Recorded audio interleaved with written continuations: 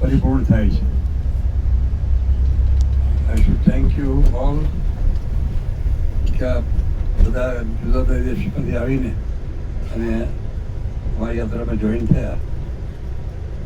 જોકે મહારાજે સ્વયં કહ્યું છે કે આપણું એક કુટુંબ છે. સત્સંગ અમારી નાત છે, અમારી જાત છે. મહારાજે એમ કહ્યું છે કે અહીંયા પણ ભેગા રહેવાનું છે અને ત્યાં ઉપર પણ ભેગા જ રહેવાનું છે. મહારાજે કહ્યું છે. તો ખરેખર આપણે એક એક ક્ષણ એન્જોય કરી અને સત્સંગના ભીડામાં રહ્યા. આ યાત્રામાં એક વિશેષતા છે કે આપણે શરૂઆતમાં વિસર્જન મંદિરનો ઉત્સવ એનો આનંદ લીધો અને પછી આ પ્રકૃતિનો આનંદ લીધો. ખાસ તો આજે એક શોપિંગનો પણ આપણી ઈચ્છા પૂરી થઈ ગઈ અને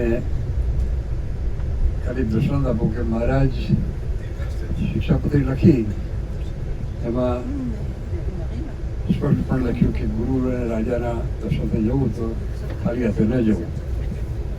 પણ મારા તો શબ્દો આપણે કંઈ એડ કરવાના સમર્થ નથી, પણ એક વિચાર આવ્યો કે મહારાજે જો લગ્ન કર્યા હોત ને તો મહારાજ એમ લખત કે પોતાના ગ્રેન્ડ ચિલ્ડ્રન પાસે પણ ખાલી હાથે ન જવું. એટલે મારો પોતાનો અનુભવ છે. મારા ગ્રેન્ડસન દાદીમાં બહુ નાના હતા તો વિદેશમાંથી કંઈક લાવું એ વખતે લાવવાનું ભૂલી ગયો. એમને વિશ્વાસ જ ના આવ્યો કે તમે લાવ્યો છો પણ મારાથી છુપાવો છો. એટલે મેં અમદાવાદમાં માણસને મોકલીને દુકાનથી રમકડા મગાવી દીધા અને કહ્યું કે પરદેશથી લાવ્યો હતો. મહારાજના લગ્ન નક્કી થયા હતા. આ બધા કોઈને ખ્યાલ નથી હોય, પણ આદરણ સ્વામીના ગ્રંથમાં હરિચરિત્રમાં સાગરમાં ઉલ્લેખ આવે છે કે મહારાજના ક્યાં લગ્ન નક્કી થયા હતા અને પછી વન પછી મહારાજ નીકળી ગયા એટલે પ્રોગ્રામ કેન્સલ થયો. એટલે આવો એ જૂનો ઇતિહાસ છે. એક જ ગ્રંથમાં એનો ઉલ્લેખ છે આદરણ સ્વામીના ગ્રંથમાં. તો ખરેખર આપણે ખૂબ આનંદ સાથે રહ્યા, આનંદ કર્યો અને અવારનવાર આવી યાત્રા ગોઠવીએ છીએ ભારતમાં પણ અને પ્રદેશમાં પણ. ઘણી બધી યાત્રાઓ આપણે સાથે કરી છે, ઘણા બધા દેશો સાથે કર્યા છીએ અને હજી કરવાનું છે. એટલા માટે જ હું બેનું ઓપરેશન પણ કરાવવાનું છું.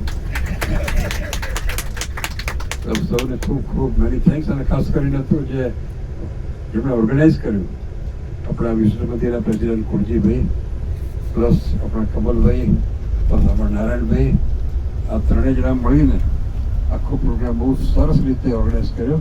તેમને પણ અમારા ખૂબ ખૂબ આશીર્વાદ અને ધન્યવાદ. જય સ્વામિનારાયણ. જય શ્રી